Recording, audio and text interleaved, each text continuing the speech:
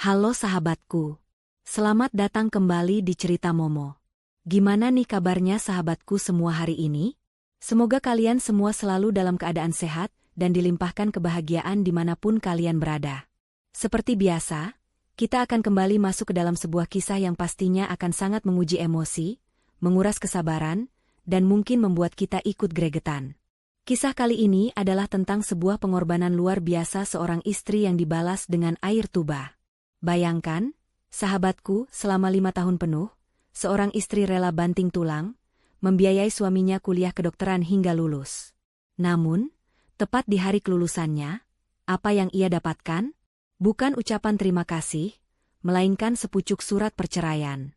Dengan sombongnya sang suami berkata, "Kita sudah tak setara lagi.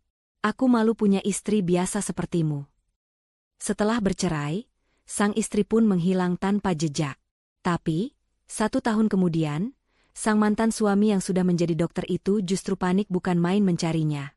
Apa yang sebenarnya terjadi padanya? Nah, sebelum kita bongkar ceritanya lebih dalam, yuk, seperti biasa, dukung terus channel Cerita Momo. Bagi yang belum, jangan lupa tekan tombol like-nya dulu ya. Pastikan kalian juga sudah subscribe dan menyalakan lonceng notifikasinya, biar kalian gak ketinggalan cerita-cerita terbaru yang paling seru dari kami. Sambil menunggu, absen dulu yuk. Momo ingin tahu kalian nonton dari mana aja nih. Ketik di kolom komentar nama kalian, asal kota kalian, dan jangan lupa ketik hadir, ya. Sudah? Terima kasih banyak sahabatku. Baiklah, tanpa berlama-lama lagi, mari kita masuk ke dalam kisahnya.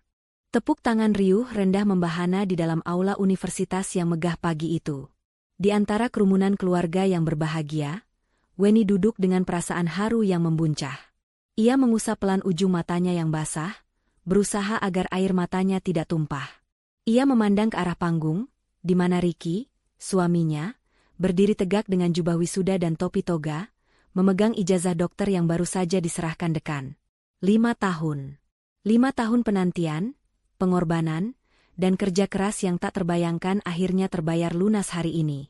Weni tersenyum, senyum tulus yang terasa sedikit kaku karena kelelahan yang menahun.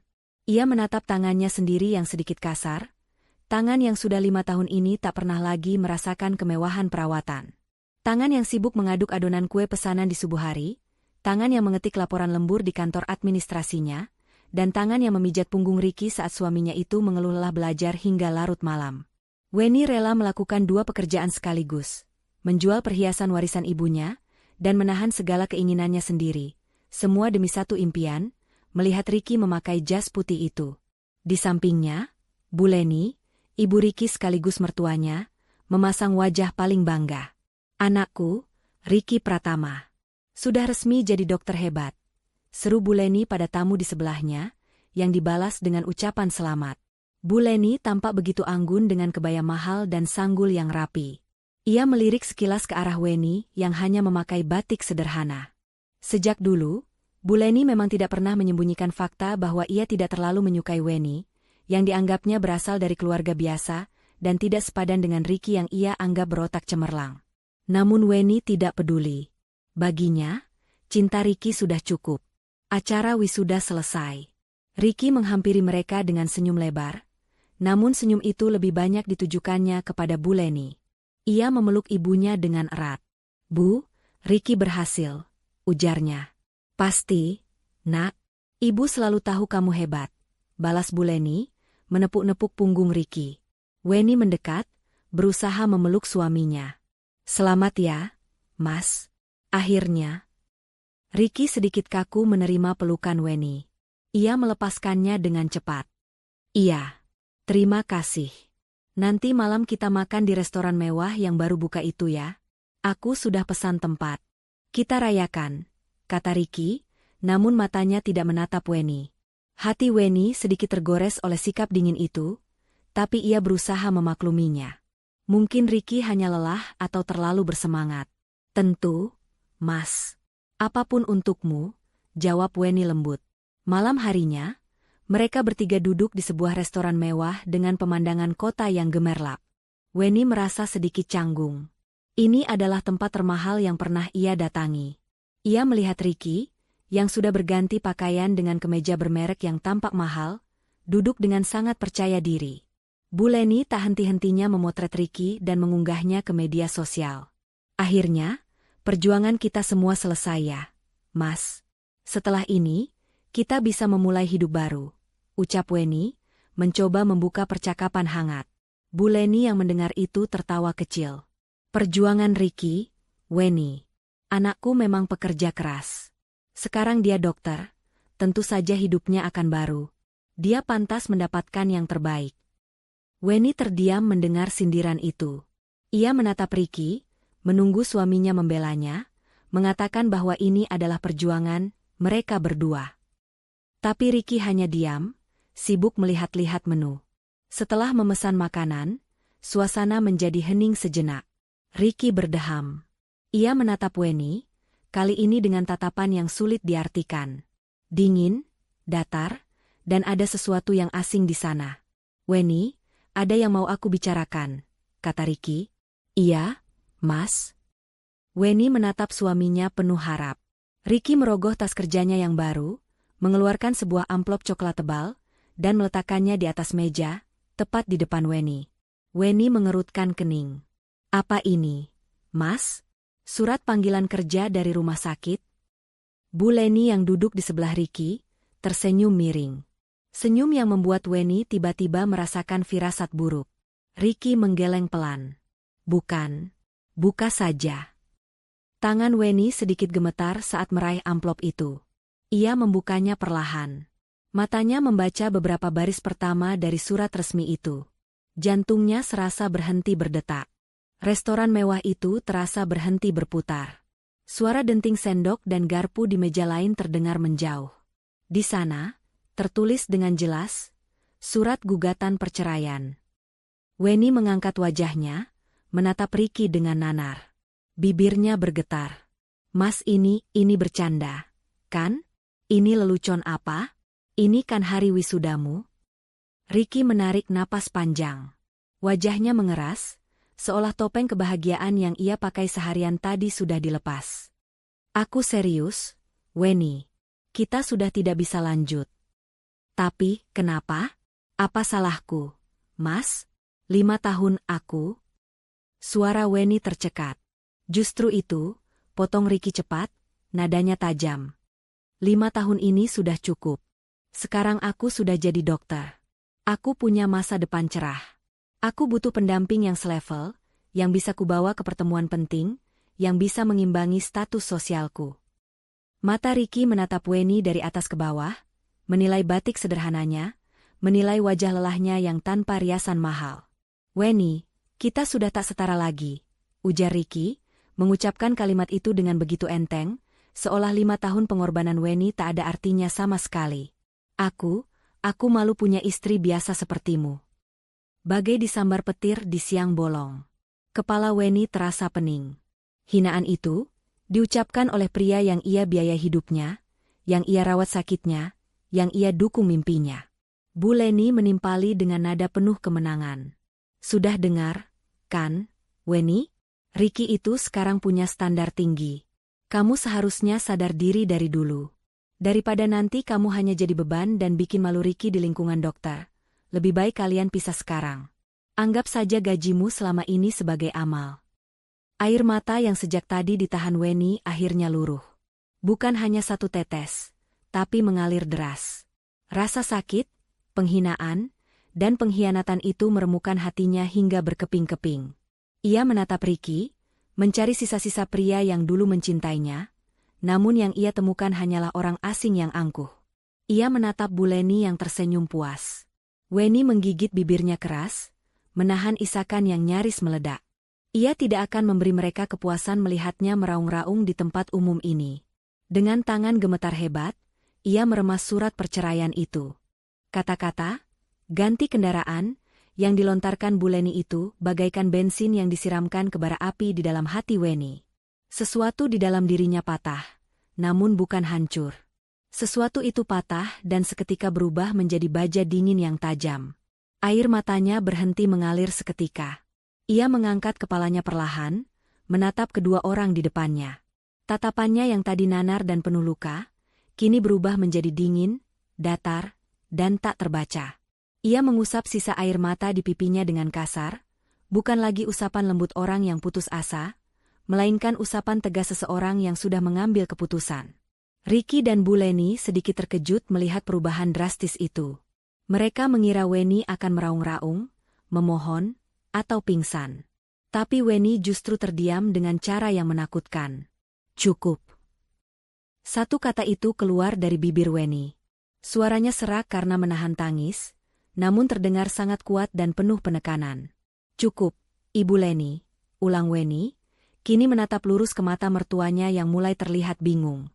Ibu bilang saya harus tahu diri? Ibu bilang pengorbanan saya selama ini hanya sedekah? Ibu bilang saya kendaraan? Weni tertawa pelan, tawa sinis yang terdengar lebih mengerikan daripada tangisan histeris. Tawa itu membuat Ricky merasa tidak nyaman. Kalian pikir, aku akan diam saja diinjak-injak dan dihina seperti ini? Weni kemudian mengalihkan pandangannya pada Ricky, yang kini tampak sedikit gugup dan mulai salah tingkah. Dan kamu, Mas Ricky, desis Weni, penekanannya pada kata, Mas, terdengar seperti ejekan. Kamu bilang kamu sudah jadi dokter? Kamu bilang gelar itu milikmu? Kamu salah besar.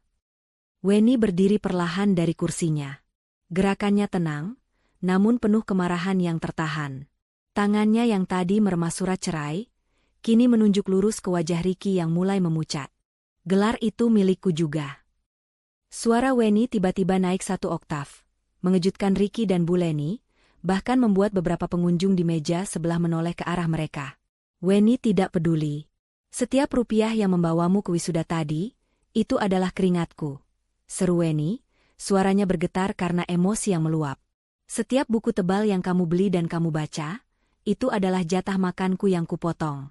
Setiap malam kamu bisa tidur nyenyak sebelum ujian, aku masih terjaga, mengaduk adonan kue pesanan orang sampai subuh. Kamu. Weni menusuk dada Ricky dengan telunjuknya. Kamu hanya meminjam tubuhku, meminjam tenagaku, meminjam seluruh hidupku selama 5 tahun hanya untuk membeli gelar itu. Dadanya naik turun. Napasnya terengah-engah menahan amarah yang sudah sampai di ubun-ubun. Kalian bilang aku tidak setara? Weni tertawa lagi, kali ini lebih keras. Kalian benar. Aku memang tidak setara. Ia menatap Ricky dan Bu Leni bergantian dengan tatapan tajam yang menusuk. Aku tidak akan pernah setara dengan laki-laki pengecut yang tega mengkhianati istrinya tepat di hari kelulusannya. Dan aku tidak akan pernah setara dengan seorang ibu yang dengan bangga mendukung pengkhianatan anaknya sendiri, hanya demi status sosial. Weni meraih tas selempang sederhananya yang tergeletak di kursi. Dan catat ini baik-baik. Kalian berdua, Weni menekan setiap katanya, akan menyesali ini. Ricky, yang harga dirinya sebagai dokter baru merasa terluka karena diteriaki di depan umum, ikut berdiri. Wajahnya memerah karena malu dan marah. Weni, duduk. Jangan bikin malu. Kamu mau apa lagi? Hah? Harta gono gini? Kita tidak punya apa-apa. Kamu lupa? Semua uangmu sudah habis untuk biaya kuliahku. Seru Ricky, mencoba mengintimidasi Weni agar kembali tunduk. Namun, Weni justru tersenyum. Senyum yang begitu dingin hingga membuat Ricky merasa merinding. Kamu pikir aku sebodoh itu, Mas? Weni mengeluarkan ponselnya. Ia tidak peduli lagi dengan tatapan orang-orang di sekelilingnya.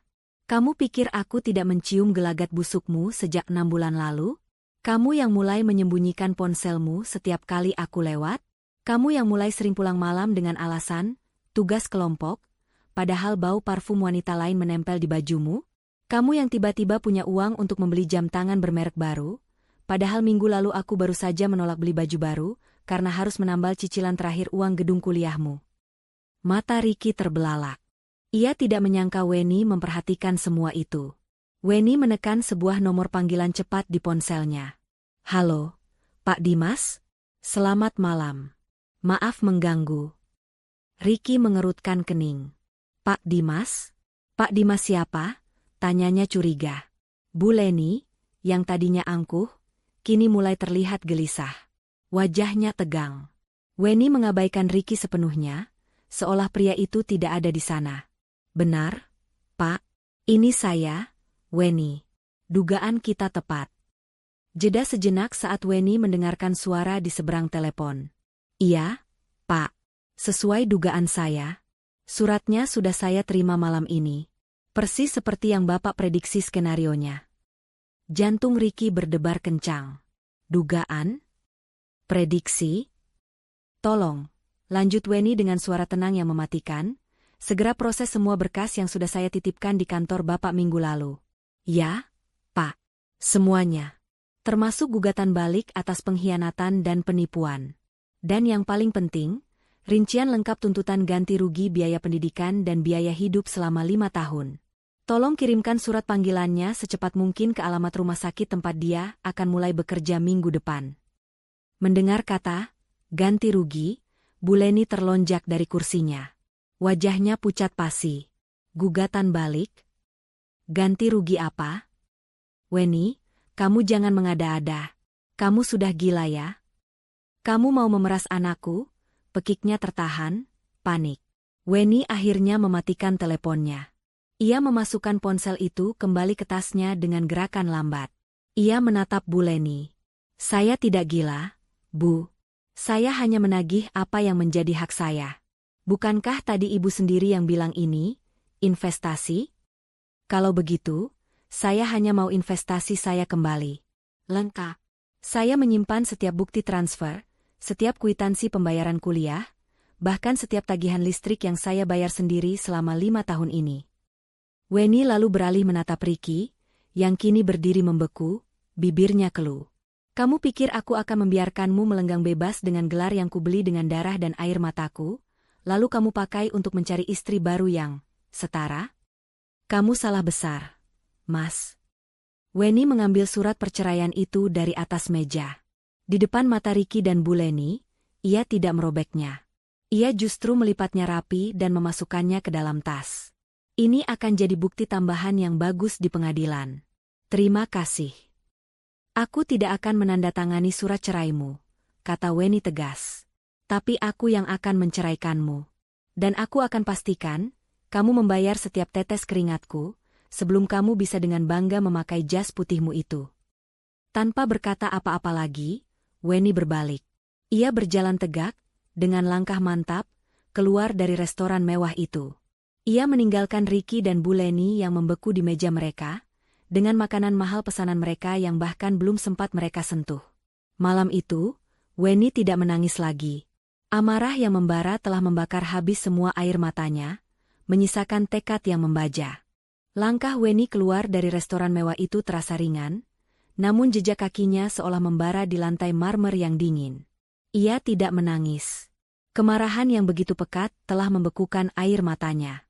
Ia berjalan cepat ke lobi, mengabaikan tatapan heran pelayan restoran yang melihatnya masuk bertiga namun keluar sendirian dengan wajah memerah.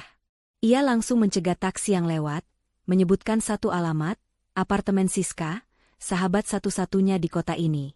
Sepanjang perjalanan, Weni hanya diam mematung. Lampu-lampu kota yang gemerlap, yang seharusnya menjadi saksi perayaan kebahagiaannya, kini justru terlihat seperti ejekan yang menyakitkan. Bayangan wajah angkuh Ricky dan senyum licik Bu Leni terus berkelebat di pelupuk matanya. Kita sudah tak setara lagi.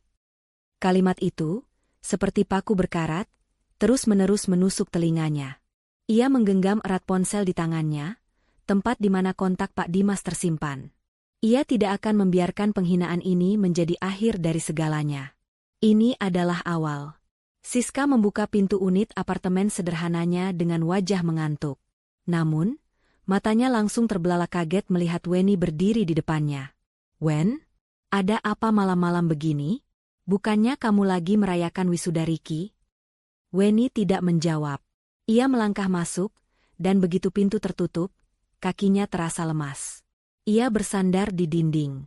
Dia menceraikanku, SIS, ucap Weni, suaranya pelan dan serak. Apa? Siska terlonjak kaget. Bercanda kamu. Mana mungkin? Di restoran. Tadi. Tepat di malam wisudanya. Weni mengulang, suaranya mulai bergetar. Siska segera memeluk sahabatnya. Di pelukan Siska, barulah pertahanan Weni runtuh. Namun, Itu bukan tangisan putus asa. Itu adalah tangisan kemarahan yang meluap-luap. Ia menceritakan semuanya, kata demi kata, hinaan Bu Leni, keangkuhan Ricky, dan surat perceraian itu. Bajingan. Benalu tidak tahu diri. Maki Siska, tangannya terkepal. Dan mertuamu itu, manusia atau iblis. Aku bilang juga apa dari dulu, Wen? Mereka cuma manfaatin kamu. Aku tahu, desis Weni, melepaskan pelukannya dan mengusap air matanya. Aku sudah menelepon pengacara. Namanya Pak Dimas. Siska tertegun. Pengacara? Sejak kapan? Sejak 6 bulan lalu, aku Weni. Sejak aku sadar Ricky mulai berubah. Sejak aku menemukan bukti transferannya ke rekening lain di luar sepengetahuanku. Aku hanya butuh bukti terakhir. Dan malam ini, dia memberikannya. Beberapa minggu kemudian, suasana di ruang mediasi pengadilan agama terasa begitu dingin dan tegang. Weni duduk tegak, mengenakan blus batik sederhana namun rapi. Wajahnya tenang, tanpa ekspresi.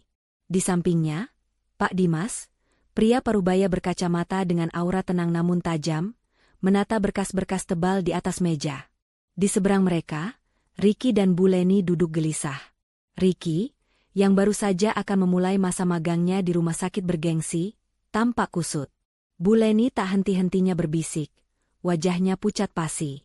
Surat panggilan dari Pak Dimas, yang berisi rincian gugatan balik dan tuntutan ganti rugi senilai 743 juta rupiah, telah sukses menghancurkan euforia kelulusan mereka. Mediator membuka pertemuan. Namun, sebelum Ricky atau pengacara yang baru mereka sewa sempat bicara, Pak Dimas langsung mengambil alih. Terima kasih atas waktunya. Klien saya, Weni Astuti, hadir hari ini untuk merespons gugatan cerai dari Tuan Ricky Pratama. Namun, kami menolak gugatan tersebut. Ricky mengangkat wajahnya. Apa maksudmu menolak? Bukankah Weni? Kami menolaknya, potong Pak Dimas tegas, karena klien saya yang akan mengajukan gugatan cerai. Dan kami sudah mendaftarkannya. Pak Dimas menyodorkan setumpuk berkas ke arah mediator. Gugatan cerai dengan alasan pengkhianatan, penipuan material, dan kekerasan psikis. Fitnah, seru Bu Leni, suaranya melengking.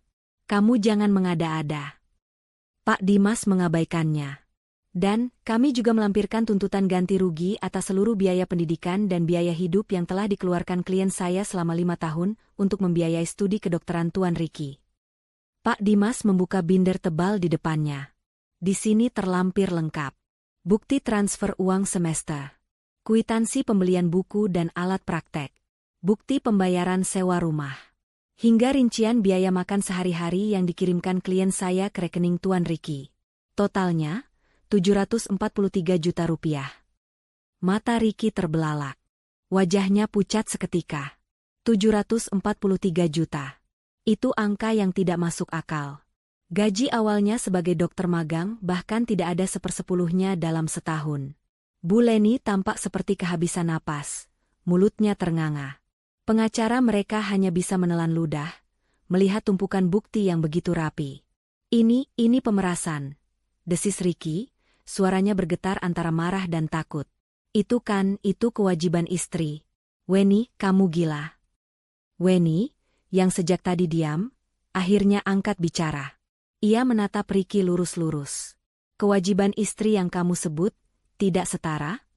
Kewajiban istri yang kamu, malu, untuk mengakuinya? Kewajiban istri yang kamu buang di hari kelulusannya? Tanya Weni, suaranya datar namun menusuk. Aku tidak gila, Ricky.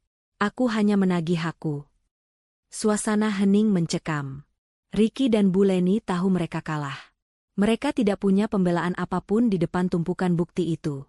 Saat itulah Weni memberi isyarat kecil pada Pak Dimas. Pak Dimas mengangguk.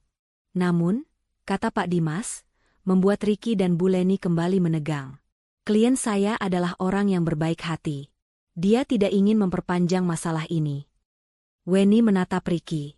Aku akan mencabut gugatan ganti rugi 743 juta itu.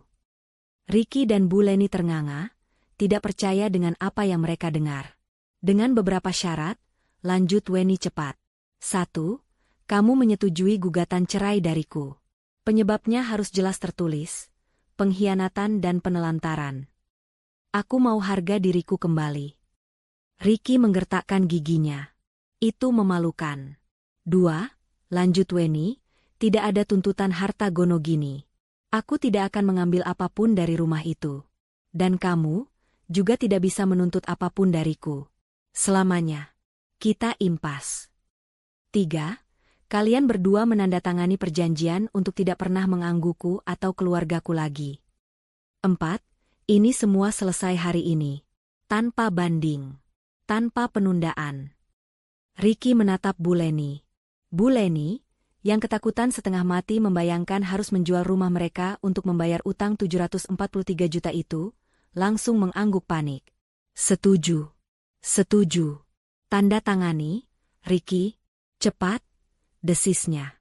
Harga diri tidak ada apa-apanya dibanding utang sebesar itu. Ricky, dengan tangan gemetar karena malu dan lega yang bercampur aduk, menandatangani surat kesepakatan itu.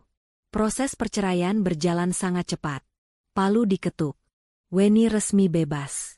Ia berjalan keluar dari ruang sidang tanpa menoleh ke belakang, meninggalkan Ricky yang terduduk lemas dan Bu Leni yang menangis lega. Sore itu, Weni selesai memasukkan barang-barang terakhirnya ke dalam satu koper tua di apartemen Siska. Ia sudah menjual semua perhiasan sisa yang ia punya, mengumpulkan cukup uang untuk memulai hidup baru. Wen, kamu yakin? 743 juta itu uangmu. Kamu bisa beli apartemen baru dengan uang itu. Siska masih tidak habis pikir. Weni menutup kopernya. Aku tidak mau, SIS. Kalau aku ambil uang itu, aku akan selalu terikat pada dendam. Uang itu kotor, uang itu penuh penghinaan. Aku membayar 743 juta untuk sebuah pelajaran hidup yang mahal. Dan aku tidak mau mengulanginya. Lalu, kamu mau kemana? Weni tersenyum, senyum pertama yang benar-benar tulus setelah berminggu-minggu. Aku mau melanjutkan mimpiku yang tertunda. Aku mau kuliah lagi. Aku mau menulis. Aku masih punya otak. SIS. Aku masih punya ambisi. Weni memegang kedua bahu Siska. Aku janji padamu. Aku akan pergi dari kota ini. Aku akan menghilang dari kehidupan Ricky dan ibunya.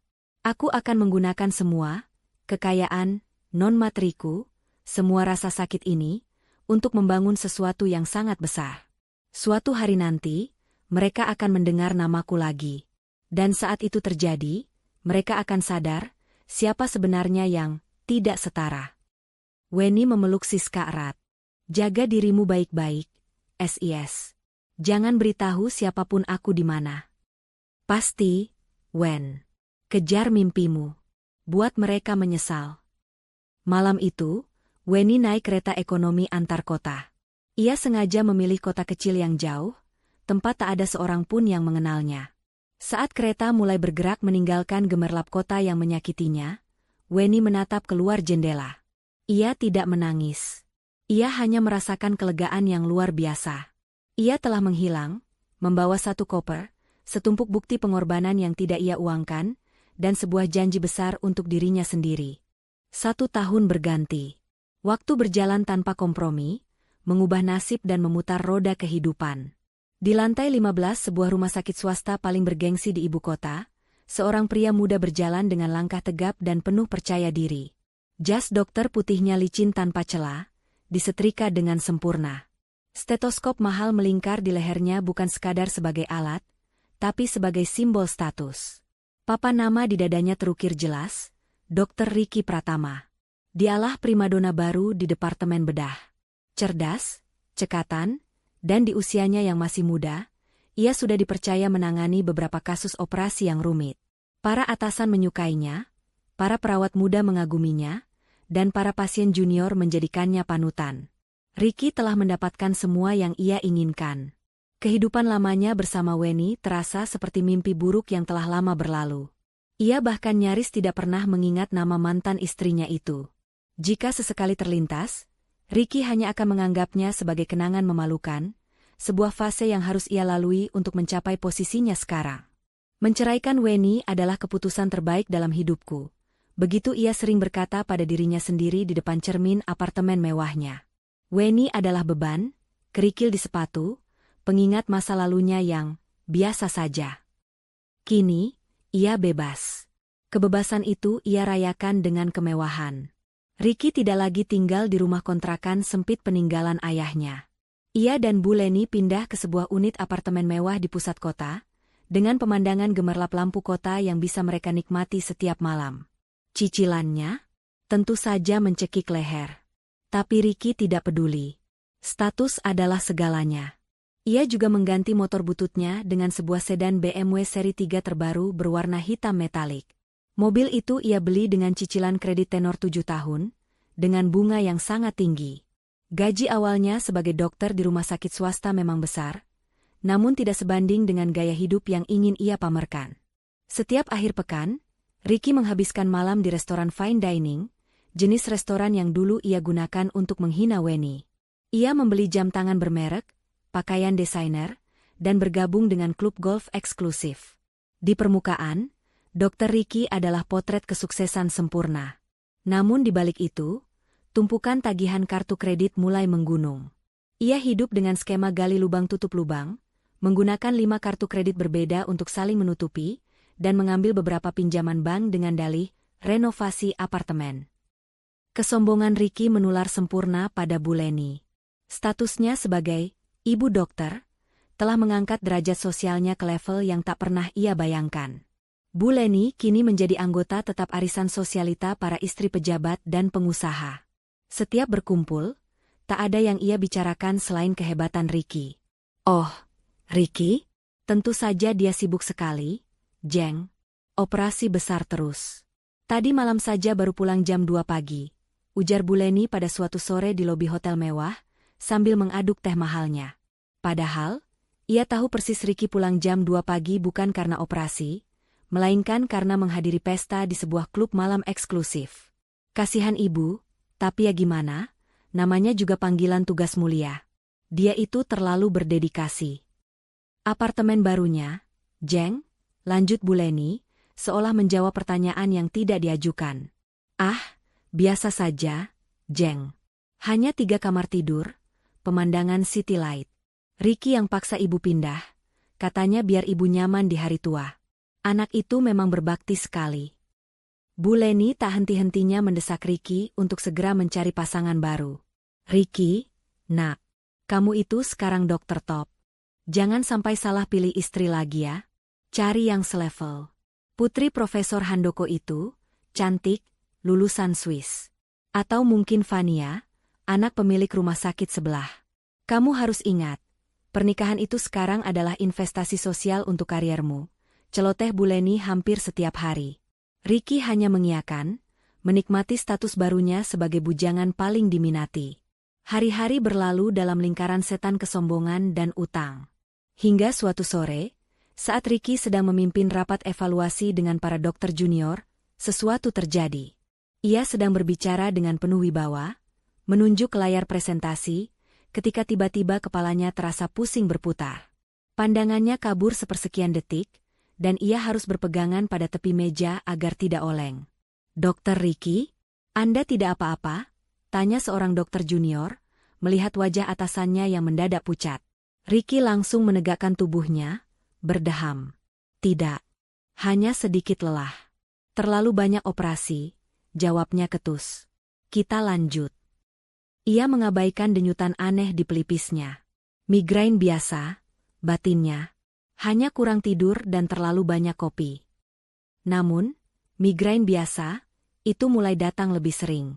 Beberapa hari kemudian, saat ia sedang makan siang di kafetaria rumah sakit, masih dengan gaya angkuhnya, mengomentari masakan koki yang menurutnya kurang berkelas, tangannya tiba-tiba bergetar ringan saat memegang sendok. Getaran itu hanya berlangsung beberapa detik, tapi cukup untuk membuat jantungnya berdebar. Apa ini? Batinnya. Ia mengepalkan tangannya di bawah meja, berusaha mengendalikan getaran itu. Ia menyalahkan pendingin ruangan yang terlalu dingin. Malam harinya, di apartemen mewahnya, gejala itu datang lagi, lebih kuat. Ia baru saja selesai mandi air hangat, bersiap untuk pergi ke acara makan malam yang diadakan Bu Leni, untuk mengenalkannya pada seorang wanita. Ia berdiri di depan cermin besar, membenarkan dasi mahalnya.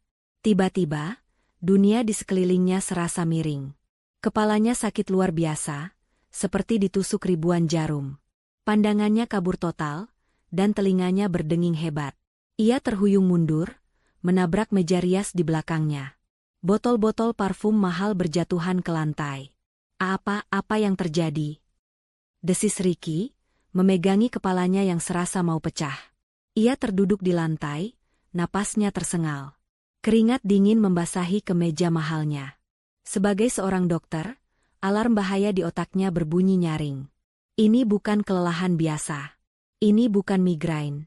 Tapi egonya yang setinggi langit menolak untuk mengakuinya. Ia tidak mungkin sakit. Seorang dokter Ricky Pratama yang hebat, yang sedang berada di puncak karirnya, tidak mungkin jatuh sakit. Ia merangkak ke kotak obat, mengambil 2 butir obat pereda nyeri dosis tinggi. Ia menelannya tanpa air. Setelah 15 menit, rasa sakit itu perlahan mereda, meski denyutan sisanya masih terasa. Ia menatap pantulan dirinya di cermin yang retak di lantai. Wajahnya pucat pasi. Bu Leni menelepon. "Ricky, kamu di mana? Fania dan keluarganya sudah menunggu. Jangan bikin malu ibu." Ricky menarik napas dalam-dalam, berusaha mengumpulkan sisa kekuatannya. "Iya, Bu. Di jalan." Bohongnya. Ia bangkit berdiri, tubuhnya masih sedikit gemetar. Ia membasuh wajahnya, merapikan kembali rambutnya. Ia menatap tumpukan surat tagihan kartu kredit dan cicilan mobil yang tergeletak di meja kerjanya.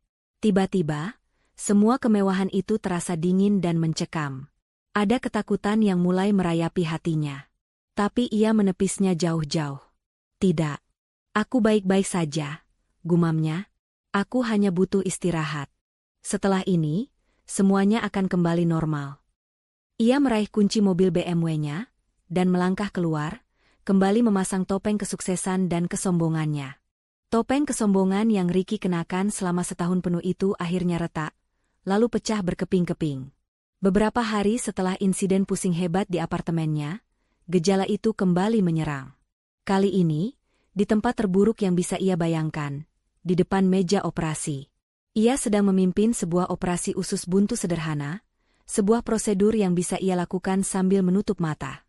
Ia sudah selesai mencuci tangan, mengenakan sarung tangan sterilnya, dan baru saja akan meminta skalpel dari perawat instrumen. Tiba-tiba, tangannya bergetar. Awalnya hanya getaran halus, namun dalam hitungan detik, getaran itu menjadi hebat. Skalpel yang baru saja ia terima nyaris terlepas dari genggamannya. "Dokter," tegur asistennya, suaranya tertahan di balik masker, matanya menyeratkan kebingungan. Waktu seolah berhenti di ruang operasi yang dingin itu. Ricky menatap tangannya sendiri dengan nanar. Ia tidak bisa menghentikannya. Keringat dingin sebesar biji jagung mulai membanjiri pelipisnya. Saya. Ia mencoba mencari alasan. Sarung tangan ini, ukurannya salah. "Ganti," desisnya. Namun saat ia mencoba melepas sarung tangan itu, getarannya semakin jelas terlihat. Asisten dan para perawat saling pandang. Ricky, sang dokter bedah primadona, yang terkenal dengan tangan stabilnya, kini gemetaran seperti orang kedinginan hebat. "Dokter Ricky, Anda baik-baik saja?" tanya sang asisten lagi, kini nadanya cemas. "Saya bilang saya baik-baik saja," bentak Ricky. Namun ia tahu, ia tidak bisa melanjutkan. "Ambil alih," perintahnya pada sang asisten dengan suara tertahan. "Tiba-tiba saya merasa tidak enak badan. Asam lambung." Ia melempar skalpel itu ke meja instrumen dan bergegas keluar dari ruang operasi, meninggalkan tanda tanya besar bagi seluruh timnya. Ia merobek masker dan topi operasinya di koridor, bersandar di dinding. Napasnya memburu. Ini bukan lagi kelelahan. Ini bukan migrain. Ini adalah sesuatu yang menghancurkan. Karirnya, harga dirinya, masa depannya, semuanya bergantung pada kestabilan tangan itu. Dan tangan itu baru saja mengkhianatinya.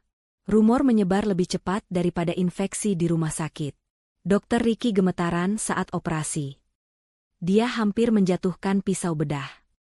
Dia membatalkan 3 jadwal operasi besarnya. Ricky mengunci diri di ruangannya, menolak semua panggilan. Egonya hancur lebur. Ia tahu ia tidak bisa mengabaikannya lagi.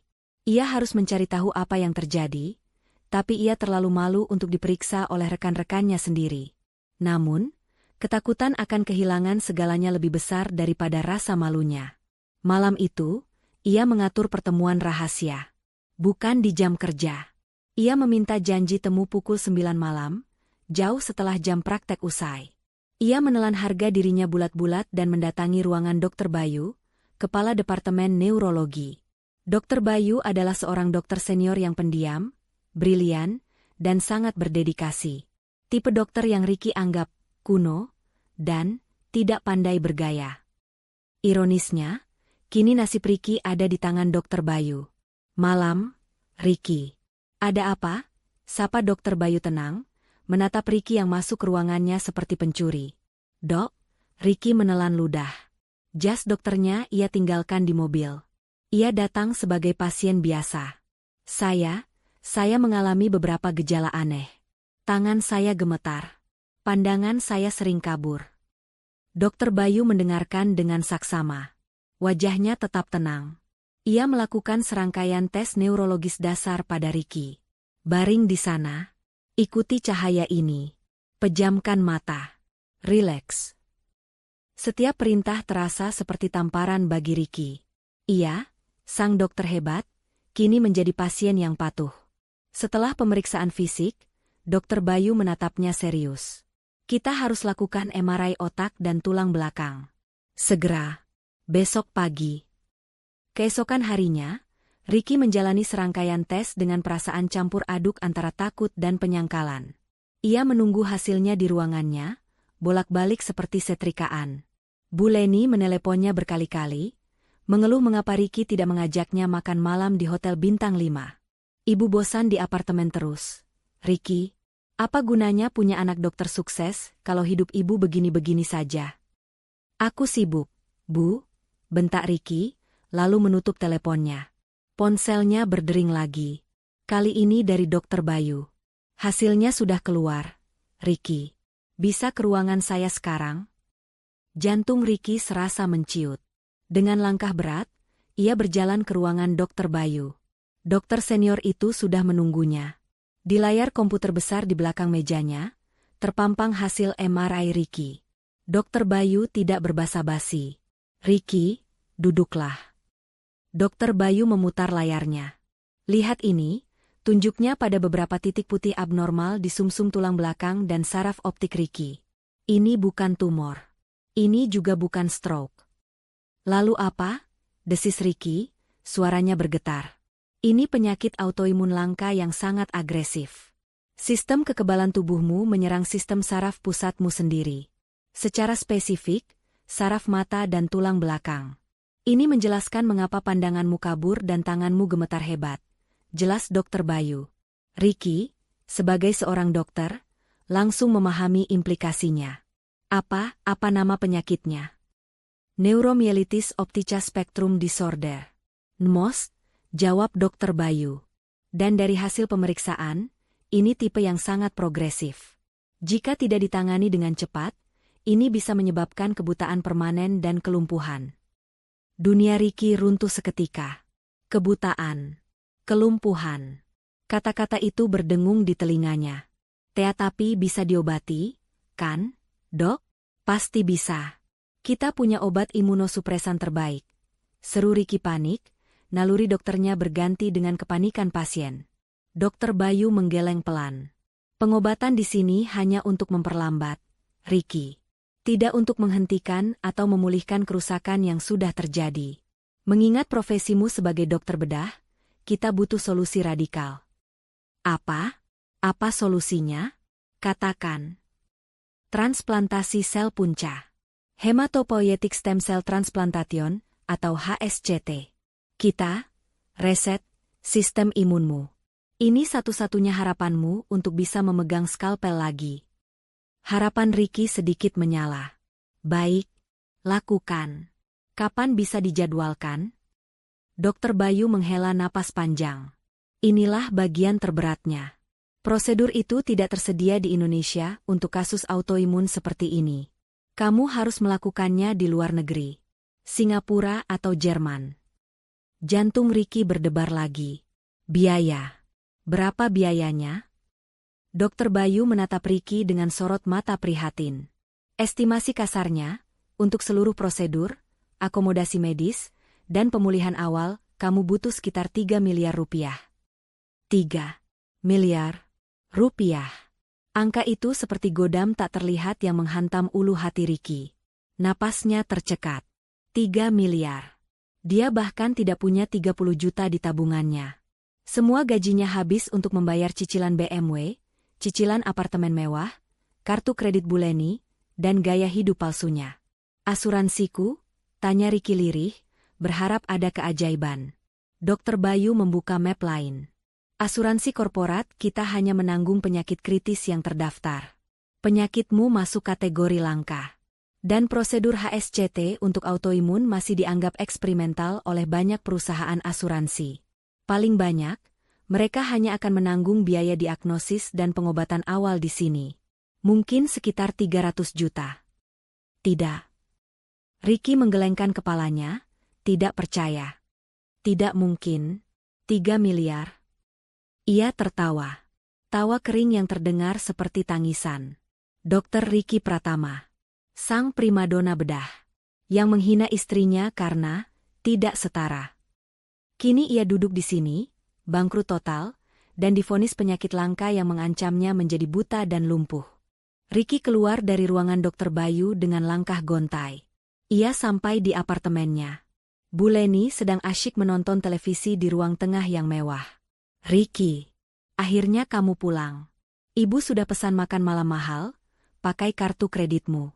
Ayo makan. Ricky menatap ibunya dengan pandangan kosong. Aku sakit, Bu, katanya lirih. Sakit apa? Flu? Makanya jangan. Bukan flu, bentak Ricky, suaranya meledak. Aku sakit parah. Aku butuh operasi di luar negeri. Biayanya 3 miliar. Sendok yang dipegang Buleni jatuh ke piring porselen mahalnya. 3 miliar? Kamu bercanda, kan, Ricky? Uang dari mana?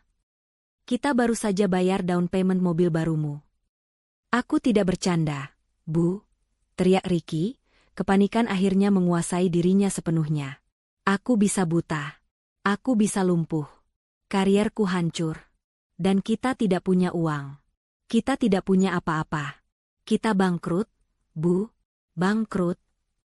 Malam itu, di apartemen mewah yang cicilannya masih puluhan tahun, Dokter Ricky Pratama yang sombong itu akhirnya menangis meraung-raung seperti anak kecil, bukan karena takut penyakitnya, tapi karena ia sadar ia tidak punya uang sepeser pun untuk menyelamatkan hidup dan harga dirinya. Kepanikan adalah ruangan kedap suara. Ricky dan Buleni kini terperangkap di dalamnya. Teriakan Ricky, kita bangkrut, menggema di apartemen mewah mereka, memantul di dinding marmer impor dan furnitur mahal yang belum lunas, lalu kembali menghantam mereka dengan keheningan yang memekakan. Buleni, yang wajahnya pucat pasi, adalah yang pertama memecah keheningan itu. Tapi bukan dengan tangisan simpati untuk anaknya. Tidak mungkin. Desis Buleni, suaranya gemetar. Ia tidak menatap Ricky yang terduduk lemas di lantai.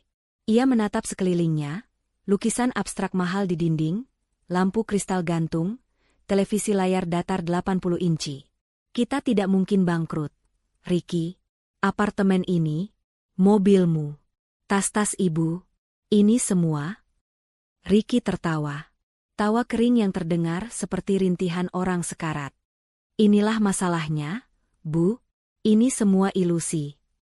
Ia bangkit berdiri, menendang meja kopi dari kaca di depannya hingga bergeser berdecit. Apartemen ini? Ini KPR 20 tahun, Bu. Kita baru bayar cicilan 10 bulan.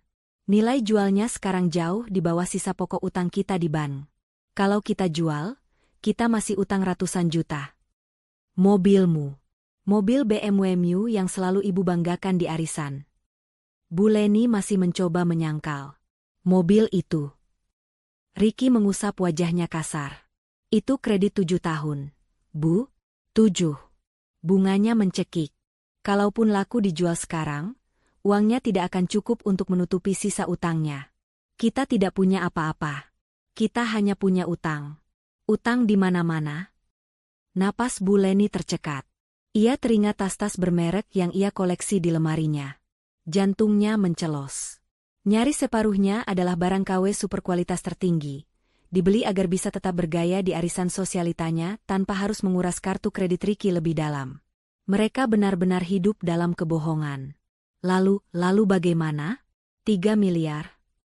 Bu Leni akhirnya terduduk lemas di sofa mahal itu. Teman-teman ibu? Ya, teman arisan ibu. Jeng Ratna, suaminya Dirjen. Jeng Vina, suaminya pengusaha tambang. Mereka pasti bisa bantu. Mereka tidak mungkin membiarkan ibu menderita. Harapan palsu itu menyala sekejap. Bu Leni meraih ponselnya. Dengan tangan gemetar, ia menelepon Jeng Ratna. Telepon diangkat dengan nada ceria. Halo Jeng Leni. Tumben malam-malam. Jeng Ratna, tolong ibu tolong. Bu Leni langsung menangis histeris. Ricky sakit keras. Jeng, dia butuh operasi 3 miliar rupiah. Ibu mohon, Jeng pinjami ibu dulu. Terdengar keheningan sejenak di seberang sana. Nada ceria itu langsung lenyap. 3 miliar? Astaga, Jeng. Banyak sekali. Aduh, maaf ya, Jeng. Ini bapak lagi rapat penting di luar negeri, nggak bisa diganggu. Saya juga lagi sibuk sekali urus acara amal.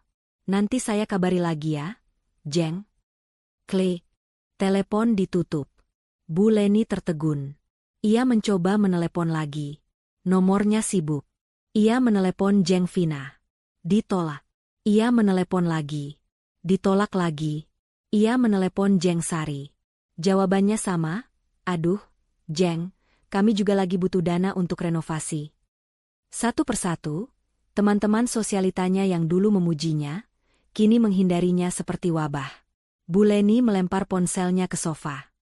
Mereka semua bohong. Mereka jahat. Ricky menatap ibunya dengan pandangan muak.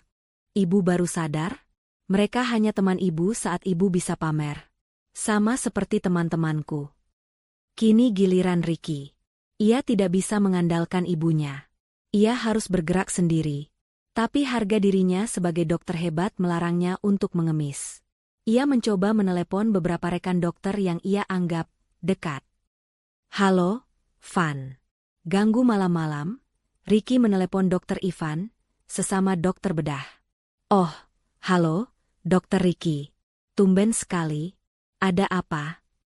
Ricky menelan ludahnya. Gini, Van. Aku lagi ada peluang investasi properti bagus sekali di luar. Butuh dana segar cepat. Sekitar 1 atau 2 miliar. Kamu ada pegangan? Terdengar tawa kecil di seberang. Wah, Dokter Ricky ini mainnya investasi miliar sekarang. Saya angkat tangan, Dok. BMW baru, apartemen baru, pasti Dokter Ricky yang lebih jago putar uang. Maaf, Dok. Saya baru bayar DP rumah anak, lagi cekak banget. Sukses ya, Dok, investasinya. Telepon ditutup. Ricky menggeram tertahan. Mereka semua mengira dia kaya raya. Ironis sekali. Kesombongan yang ia bangun selama setahun kini menjadi bumerang yang menghalangi pertolongan. Ia mencoba menelepon 2 dokter lain. Jawabannya serupa. Maaf, Dok. Lagi nggak ada. Putus asa, Ricky menelan harga dirinya yang terakhir. Ia membuat janji temu dengan direktur rumah sakit. Ia harus mengakui penyakitnya. Mungkin pihak rumah sakit punya dana talangan darurat untuk staf terbaiknya. Di ruangan direktur yang dingin, Ricky menjelaskan situasinya, tanpa drama, hanya fakta medis. Direktur mendengarkan dengan penuh simpati. Dokter Ricky, saya sungguh prihatin. Ini kabar yang sangat mengejutkan. Tentu kami akan bantu maksimalkan klaim asuransi Anda. Tapi, Pak, asuransi hanya menanggung 300 juta. Saya butuh 3 miliar. Apakah rumah sakit tidak bisa meminjamkan? Saya bisa potong gaji 10 tahun, 20 tahun, saya tidak peduli. Pinta Ricky, nada arogansinya hilang total. Direktur itu menggeleng pelan. Dokter Ricky, kami ini institusi medis, bukan bank. Kami tidak punya alokasi dana sebesar itu untuk pinjaman pribadi staf. Sekalipun itu Anda. Aturan kami ketat. Bantuan 300 juta dari asuransi itu sudah maksimal. Sisanya, saya sarankan Anda mungkin bisa, menggunakan aset pribadi Anda dulu, mobil Anda, apartemen Anda. Tamparan itu terasa lebih keras daripada diagnosis Dr. Bayu. Aset. Lagi-lagi aset. Ricky keluar dari ruangan direktur dengan kaki gemetar. Ia resmi terpojok. Tidak ada teman, tidak ada kolega, tidak ada institusi, tidak ada aset. Ia sendirian. Hari-hari berikutnya terasa seperti neraka. Ricky terpaksa mengambil cuti medis. Pihak manajemen rumah sakit menyetujuinya dengan cepat, terlalu cepat, seolah mereka lega menyingkirkan dokter yang tangannya bermasalah. Rumor mulai menyebar liar. Gejala Ricky memburuk. Pagi itu, ia terbangun dan pandangan mata kirinya sedikit kabur di bagian tepi. Seperti ada selaput tipis yang menghalangi. Penyakit itu tidak menunggu. Ia duduk di ruang tengah apartemennya yang gelap. Gorden mahal itu ia tutup rapat. Bu Leni mengurung diri di kamarnya, entah menangis atau tidur, Ricky tidak peduli. Ia menatap ponsel di tangannya. Daftar kontaknya terasa begitu penuh, namun begitu kosong. Ia mulai menghapus nama-nama, Jeng Ratna, blokir, Dr. Ivan, penjilat, Fania, mata duitan. Ia menghapus puluhan nama. Layar ponselnya kini hanya menyisakan nama-nama yang esensial. Keluarganya yang di kampung, yang tidak mungkin punya uang, dan tangannya berhenti menggulir saat sampai di huruf S. Siska. Nama itu terdiam di sana. Siska. Sahabat Weni. Satu-satunya orang yang mungkin tahu di mana Weni berada. Weni mantan istrinya yang biasa saja. Weni yang ia campakan karena tidak setara. Weni yang ia hina dengan ganti kendaraan. Weni yang selama 5 tahun menjadi penyedia dana tanpa syarat untuknya. Rasa malu yang luar biasa membakar wajah Ricky. Menghubungi Siska adalah pilihan paling hina. Itu adalah pengakuan kalah paling telak. Itu adalah bukti bahwa ia telah gagal total. Tapi di sisi lain, Weni adalah satu-satunya orang di dunia ini yang pernah memberinya segalanya tanpa pamrih. Ia teringat kata-kata terakhir Weni di restoran itu, "Kalian berdua akan menyesali ini." Penyesalan itu kini hadir. Bukan lagi sekadar rasa bersalah, tapi penyesalan yang konkret, yang mencekik, yang datang dalam bentuk vonis kebutaan dan kelumpuhan. Ia menatap nama, Siska, di layarnya. Tangannya gemetar hebat. Gemetar karena penyakitnya, dan gemetar karena putus asa. Ia tidak punya pilihan lain. Keberanian Ricky yang selama ini ia banggakan, yang ia gunakan untuk menghina Weni, yang ia pakai sebagai tameng kesombongan di rumah sakit, kini menciut menjadi sekecil debu. Ia menatap nama, Siska, di layar ponselnya selama hampir 1 jam. Tangannya, yang kini gemetarannya semakin sulit dikendalikan, berulang kali terangkat untuk menekan tombol panggil, lalu turun lagi. Setiap kali ia nyaris menekan, telinganya seolah mendengar kembali tawa sinis Bu Leni dan suaranya sendiri yang angkuh, "Kita sudah tak setara lagi." Rasa malu itu terasa seperti asam lambung yang naik membakar kerongkongannya. Menghubungi Siska adalah bendera putih. Itu adalah pengakuan bahwa Weni, wanita, biasa, yang ia buang, adalah satu-satunya harapan terakhirnya. Sementara ia ragu, mata kirinya kembali berdenyut. Bayangan buram di tepinya terasa semakin tebal. Ketakutan akan kebutaan jauh lebih menusuk daripada rasa malu. Ia menarik napas tajam. Persetan dengan harga diri. Ia menekan tombol panggil. Nada sambung berbunyi sekali. 2 kali. 3 kali. Tepat saat Ricky mengira Siska tidak akan mengangkatnya, panggilan itu terhubung. Tidak ada suara halo. Hanya keheningan yang dingin. Halo, suara Ricky serak. Halo, Siska. Terdengar helaan napas sinis di seberang sana. Hebat. Ternyata kamu masih simpan nomorku, Dr. Ricky Pratama yang terhormat. Suara Siska terdengar begitu tajam dan penuh kebencian, membuat nyali Ricky semakin ciut. Yes. Siska, aku minta maaf ganggu malam-malam. Minta maaf? Siska tertawa. Tawa yang sama sekali tidak terdengar ramah. Sudah setahun lebih kamu membuang sahabatku seperti sampah. Dan sekarang kamu meneleponku untuk minta maaf? Agak terlambat, menurutmu? Bukan itu. Ricky mengusap wajahnya yang berkeringat dingin. Aku cuma mau tanya kabar Weni. Tawa Siska berhenti seketika. Hening sejenak, digantikan oleh nada suara yang sangat berbahaya. Kamu tanya apa? Kabar Weni? Setelah setahun kamu tidak peduli dia hidup atau mati? Kamu serius? Otakmu yang sudah jadi dokter itu masih berfungsi, kan? Siska, tolong. Ricky memohon, nada arogansinya hilang total, berganti dengan keputusasaan yang kentara. Aku benar-benar perlu bicara dengannya. Ini penting. Ini soal hidup dan mati. Hidup dan mati. Siska mendengus. Hidup dan mati siapa? Kamu? Kenapa? Uangmu habis? Mau minta dibiayai lagi untuk sekolah spesialis? Atau mungkin, kamu sakit? Kamu kena karma, Ricky? Tebakan Siska yang tepat sasaran itu terasa seperti tamparan keras. Ricky terdiam, tidak bisa membantah. Aku tahu, seru Siska, suaranya naik. Pasti kamu kena masalah, kan?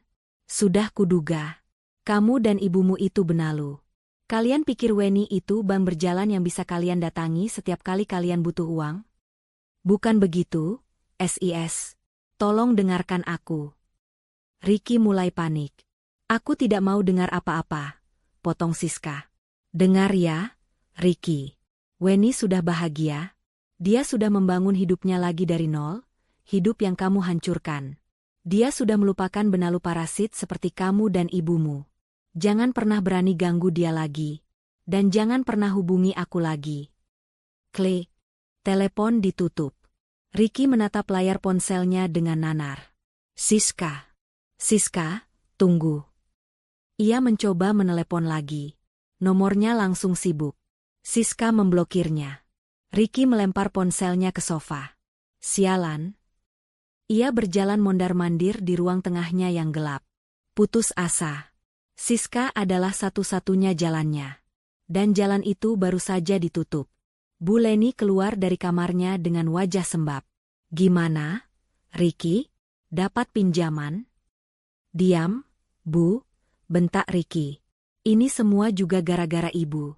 Kalau ibu tidak terus meracuniku, mungkin Weni masih mau memaafkanku. Kenapa jadi salah ibu? Bu Leni tidak terima. Kamu yang menginginkannya. Kamu yang bilang malu. Pertengkaran itu tidak ada gunanya. Ricky kembali meraih ponselnya. Ia tidak bisa menelepon. Tapi ia masih bisa mengirim pesan. Dengan tangan gemetar, kombinasi penyakit dan putus asa, ia mengetik pesan singkat. Siska, aku tahu kamu benci aku. Aku pantas mendapatkannya. Tapi aku mohon. Ini bukan soal uang untuk foya-foya. Aku sakit parah. Namanya Nmos. Aku butuh operasi 3 miliar atau aku bisa buta dan lumpuh permanen. Dokter Bayu di RS Sentosa yang mendiagnosisku. Kamu bisa cek. Aku tidak tahu harus minta tolong siapa lagi. Aku cuma mau minta maaf sama Weni. Tolong, yes. Beritahu aku di mana dia. Ia menekan tombol kirim. Centang 2. Biru. Siska membacanya. Ricky menunggu. 5 menit. 10 menit. 30 menit. Tidak ada balasan. Harapannya padam. Siska benar-benar tidak peduli. Tentu saja. Kenapa juga Siska harus peduli? Ricky membanting ponselnya lagi. Selesai. Tamat sudah riwayatnya. Namun 1 jam kemudian, sebuah notifikasi pesan masuk berbunyi. Dari Siska. Jantung Ricky berdebar kencang. Ia buru-buru membukanya. Itu bukan alamat. Itu bukan nomor telepon Weni. Itu hanya 1 kalimat balasan yang dingin. Kamu pikir Weni masih sama seperti dulu? Kamu pikir dia masih Weni yang biasa, yang bisa kamu injak-injak kapanpun kamu mau? Kamu pikir dia bakal menangis kasihan mendengar penyakitmu? Lucu sekali. Ricky merosot. Siska hanya mengejeknya. Tapi kemudian, ada satu pesan lagi di bawahnya. Weni yang sekarang terlalu sibuk mengurus yayasan barunya, untuk sekadar mengingat sampah masa lalunya. Kalau kamu memang butuh bantuan, cari saja sendiri. Jangan jadi pengecut. Pesan itu selesai. Tapi Ricky terpaku pada satu kata. Yayasan? Yayasan apa? Weni punya yayasan? Weni yang biasa. Itu? Apa maksud Siska? Ini jebakan? Atau ejekan lain? Tangannya yang gemetar buru-buru meraih laptop di meja kerjanya. Mata kirinya yang buram membuatnya harus mendekatkan wajah ke layar. Ia membuka mesin pencari. Apa yang harus ia ketik? Yayasan Weni? Ia mengetiknya. Hasil pencarian pertama yang muncul membuatnya tertegun. Bukan akun media sosial.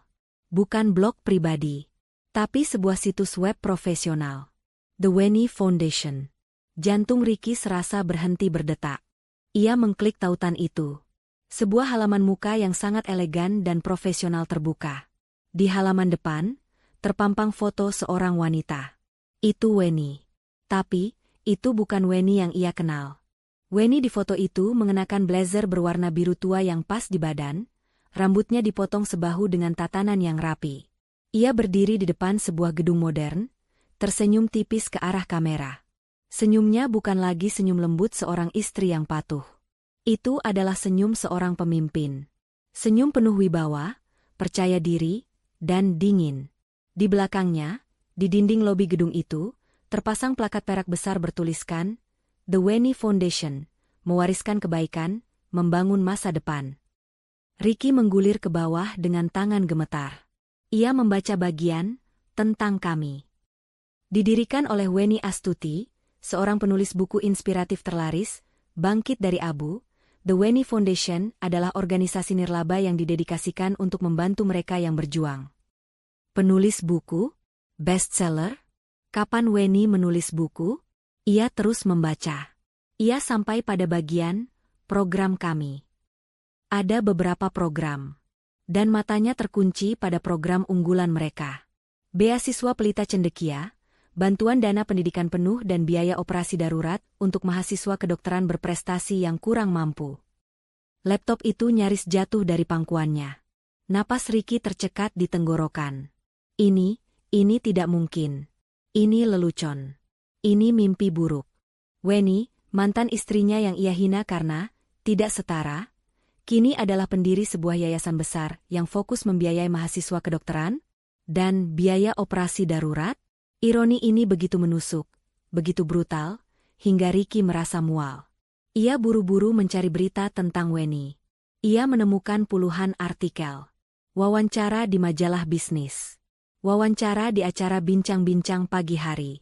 Wajah Weni ada di mana-mana. Weni Astuti, mengubah patah hati menjadi aksi nyata. Dari royalti buku miliaran, Weni Foundation siap cetak ratusan dokter baru. Ricky menatap layar laptopnya, lalu menatap tumpukan surat tagihan utang di mejanya.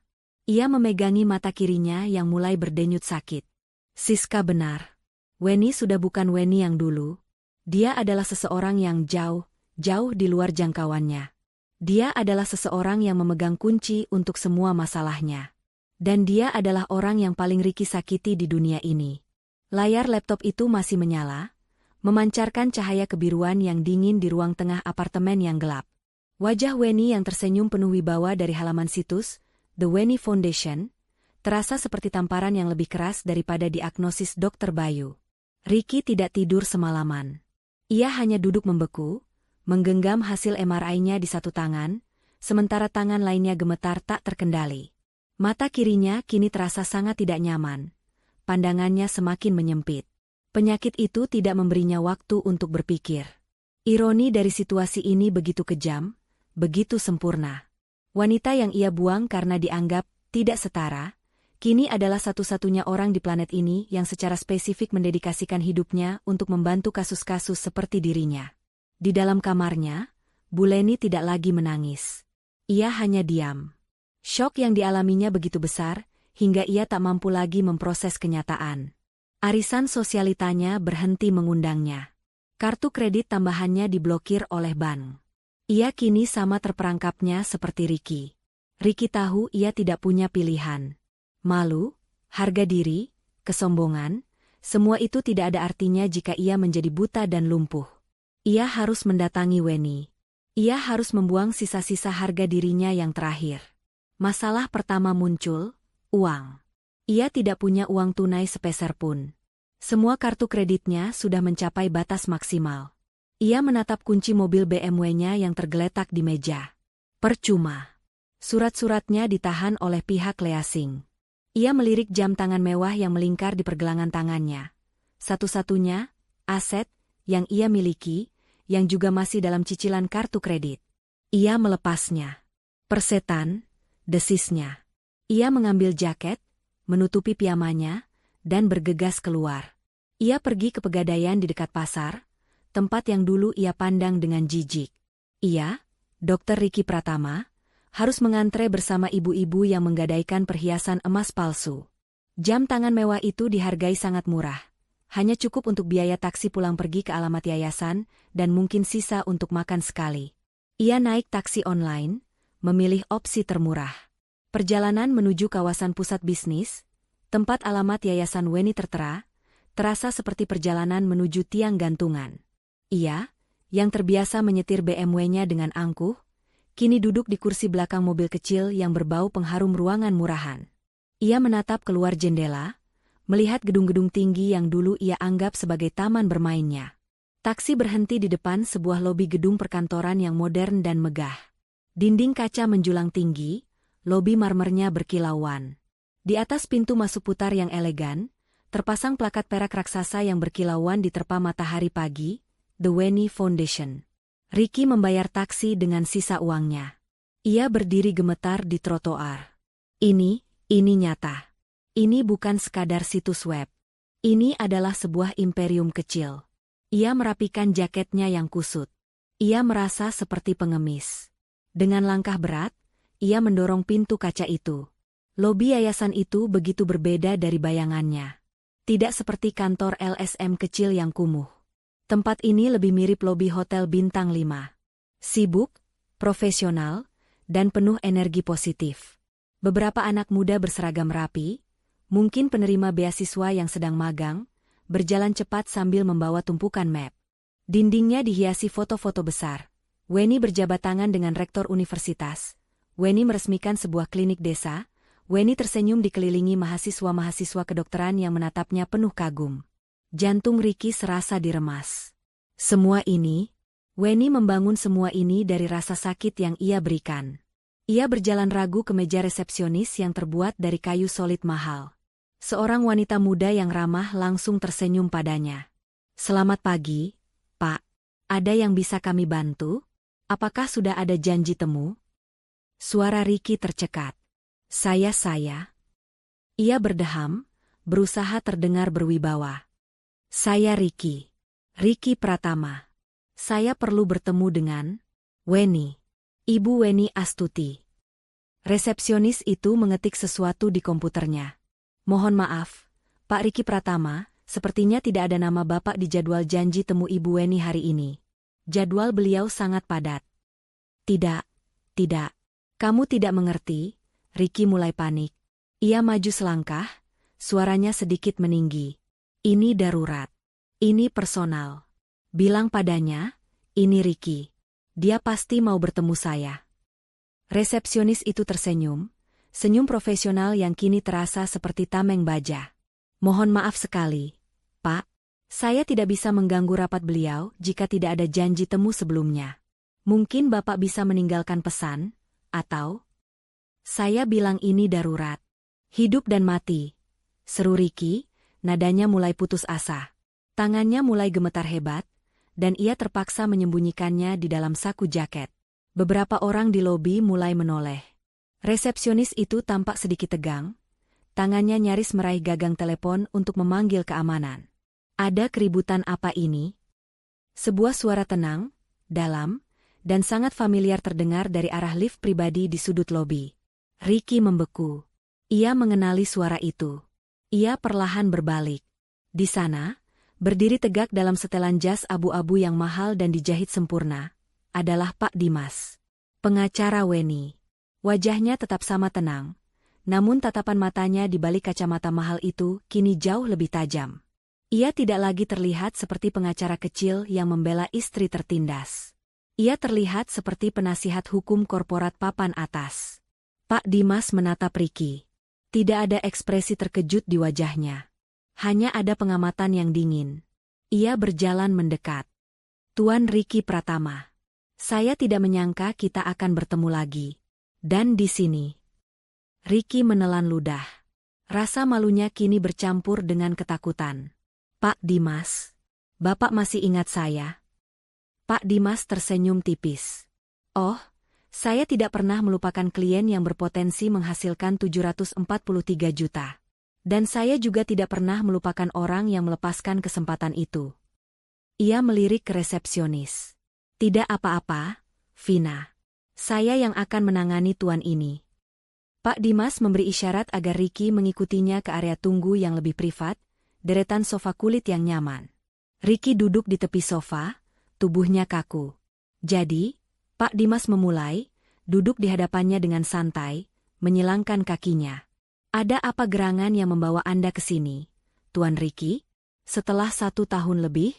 Jangan bilang Anda berubah pikiran soal 743 juta itu dan ingin membayarnya. Bukan, potong Ricky cepat. Bukan itu. Saya sakit, Pak. Saya sakit parah. Saya tahu, jawab Pak Dimas datar. Mata Ricky terbelalak.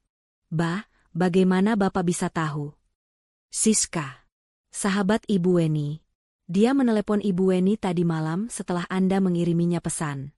Dia menceritakan semuanya. Termasuk soal most dan kebutuhan 3 miliar Anda. Ibu Weni yang meminta saya menemui Anda jika Anda nekat muncul di sini. Ricky terhenyak. Jadi, Siska melapor. Weni tahu ia akan datang. Ini semua sudah diatur. Ia merasa seperti tikus yang masuk perangkap. Jadi, Weni di mana dia? Desis Ricky, harapan mulai bercampur dengan ketakutan. Dia mau membantuku, kan? Dia pasti masih peduli. Pak Dimas tidak menjawab. Ia hanya menatap Ricky dengan pandangan yang sulit diartikan.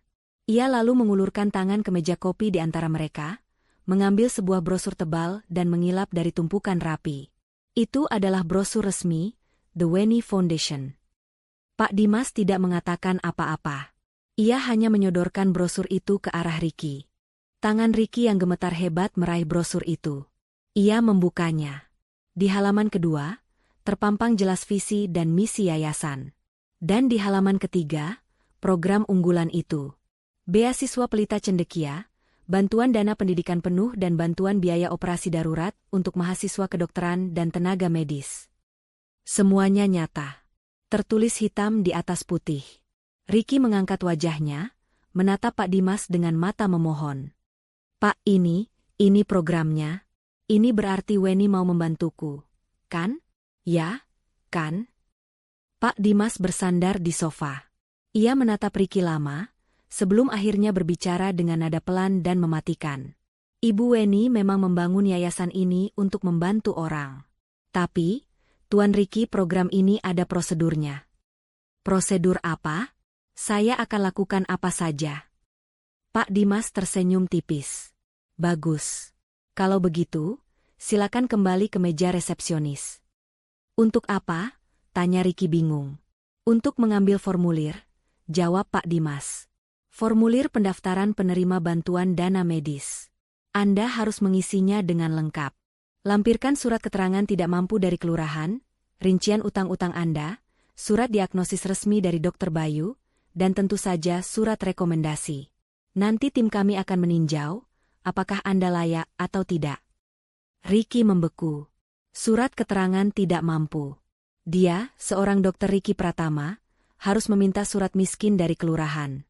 Anda, lanjut Pak Dimas, datang ke sini bukan sebagai mantan suami yang mencari belas kasihan, Tuan Ricky. Anda datang ke sini sebagai pemohon. Sebagai pengemis. Sama seperti puluhan pemohon lainnya. Sekarang, silakan ambil formulirnya. Ricky keluar dari lobi megah, The Weni Foundation, dengan langkah gontai. Tubuhnya terasa ringan sekaligus berat, seolah jiwanya sudah ditarik keluar. Di tangannya, tergenggam selembar brosur dan beberapa lembar formulir pendaftaran yang terasa lebih berat daripada vonis Dr. Bayu. Formulir pendaftaran penerima bantuan. Surat keterangan tidak mampu dari kelurahan. Kata-kata itu menari-nari di depan matanya yang mulai buram. Iya, Dr. Ricky Pratama, yang fotonya pernah dipajang di majalah kesehatan internal rumah sakit, kini harus mengemis surat miskin di kelurahan. Ini adalah penghinaan di level yang tak pernah ia bayangkan. Pak Dimas bahkan tidak mengantarnya keluar.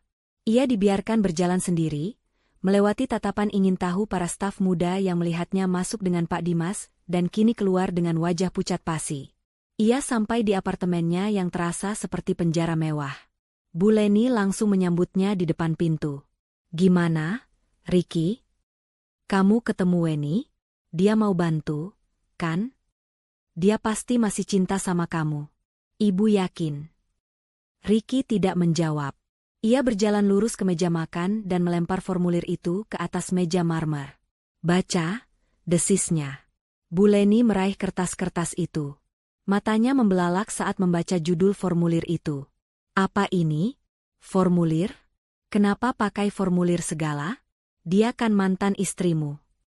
Lalu matanya sampai pada daftar persyaratan. Lampirkan. Surat keterangan. Tidak mampu, dari kelurahan.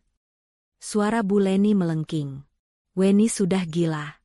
Dia mau mempermalukan kita. Dia mau kita mengemis. Dia sudah berhasil, Bu," teriak Ricky, suaranya pecah. Ia meninju dinding di sebelahnya, namun tinjunya terasa lemah. Tangannya terlalu gemetar.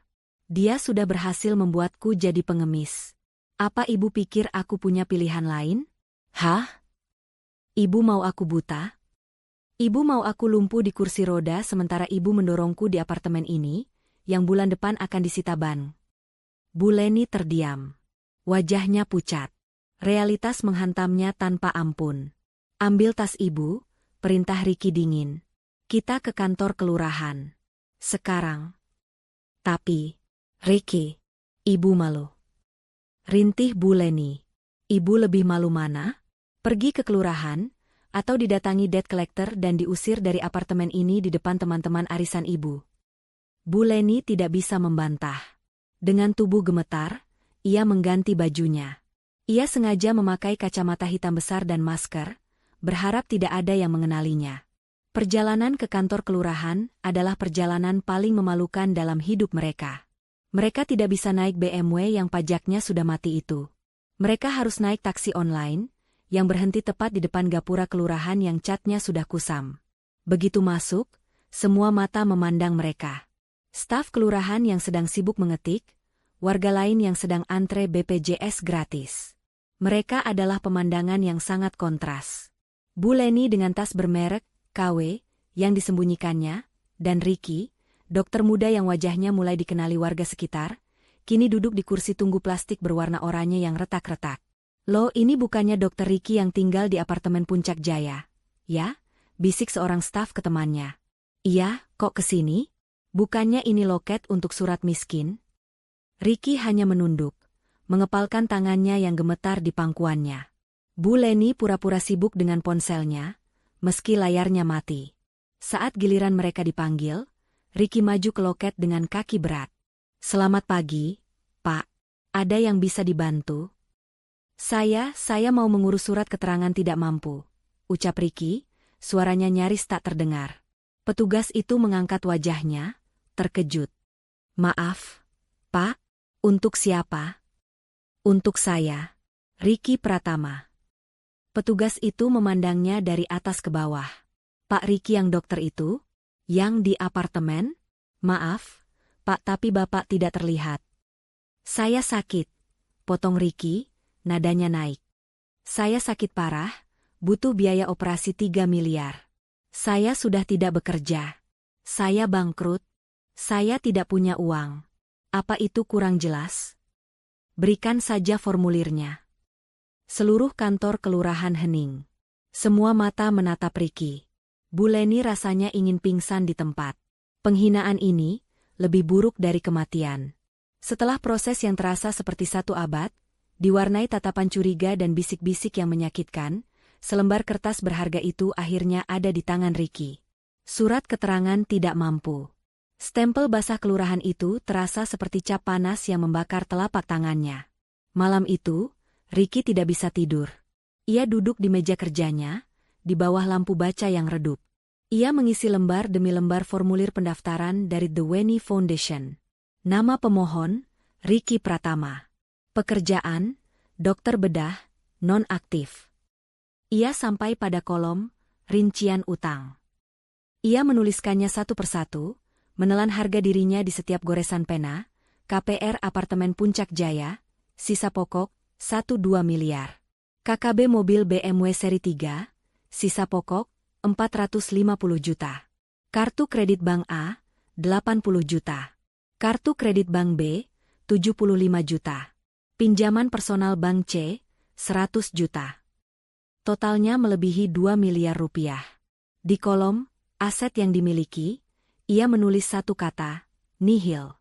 Ia melampirkan surat miskin itu, fotokopi semua tagihan utangnya, dan surat diagnosis dari Dokter Bayu. Sebuah proposal lengkap tentang kebangkrutan dan kegagalannya. Keesokan paginya, ia kembali ke gedung yayasan. Kali ini, penampilannya lebih menyedihkan. Ia tidak bercukur, matanya merah. Ia menyerahkan map tebal itu kepada resepsionis Vina, yang menerimanya dengan senyum profesional yang sama. Baik, Pak. Berkas Anda sudah kami terima. Tim peninjau kami akan memprosesnya. Mohon ditunggu. Ricky menunggu di lobi. 1 jam. 2 jam. 3 jam. Ia melihat orang-orang berlalu lalang. Ia melihat mahasiswa kedokteran yang ceria, yang mungkin dibiayai oleh Weni. Tepat saat ia mengira akan disuruh pulang, Pak Dimas muncul dari lift.